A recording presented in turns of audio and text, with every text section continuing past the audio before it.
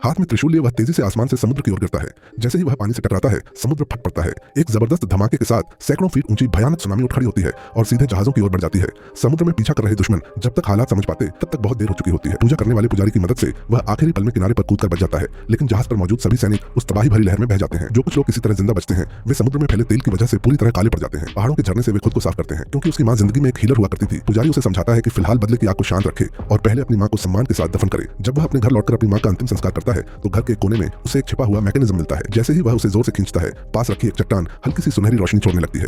वह ध्यान से देखता है, फिर हथौड़ा उठाकर पूरी ताकत से वार करता है और तभी सामने आता है एक पौराणिक दिव्य हथियार, जिसके बारे में सिर्फ कहानियां सुनी जाती थी। अब उसे समझ आता है कि पुजारी ने जानबूझकर उसे यहाँ तक पहुंचाया था ताकि वह इस दिव्य हथियार को खोज सके। जैसे ही वह धनुष की डोर खींचता है, रोशनी से बनी एक पवित्र तलवार अपने आप प्रकट हो जाती है। वह हथियार लेकर मंदिर से बाहर दौड़ता है। उसी समय वह देखता है कि उसके साथी दुश्मनों द्वारा मारे जाने वाले हैं। वह बिना सोचे समझे दूर से 4 लगातार वार करता है। चारों तलवारें सीधे दुश्मनों के कमजोर बिंदुओं पर लगती हैं और उसके साथी तथा पुजारी की जान बच जाती है। अब दिव्य हथियार की ताकत के साथ वे तानाशाह के खिलाफ दोबारा हमला करने का फैसला करते हैं, लेकिन जब वे मंदिर पहुंचते हैं तो वहां सन्नाटा पसरा होता है। अचानक अंदर से एक दर्दनाक चीख सुनाई देती है। एक साधु घबराकर जलते हुए भट्टी की ओर दौड़ता है और उसे गिराने की कोशिश करने लगता है। बाकी लोग उसे खींचकर हटाते हैं। उन्हें समझ नहीं आता कि वह ऐसा क्यों कर रहा था। तभी पुजारी टूट जाता है, क्योंकि भट्टी के अंदर उसकी अपनी बहन होती है। भट्टी गिराई जाती है और जो दृश्य सामने आता है वह सबको गुस्से से भर देता है। तभी अंधेरे से कई सैनिक हमला कर देते हैं। साधु अब और सहन नहीं कर पाता और तलवार लेकर दुश्मनों पर टूट पड़ता है, लेकिन सीढ़ियों से उतरते ही वह दुश्मनों के जाल में फंस जाता है। उसी दौरान वह भी धक्का खाकर गिरता है। एक खूंखार कुत्ता मौका देखकर उसका दिव्य हथियार छीन लेता है। साधु को वहीं मार दिया जाता है। जब दुश्मन अब उस पर हमला करने ही वाले होते हैं, तभी आसमान से युद्ध के देवता जमीन पर उतरते हैं और एक ही वार में दुश्मन के सरदार को उड़ा देते हैं।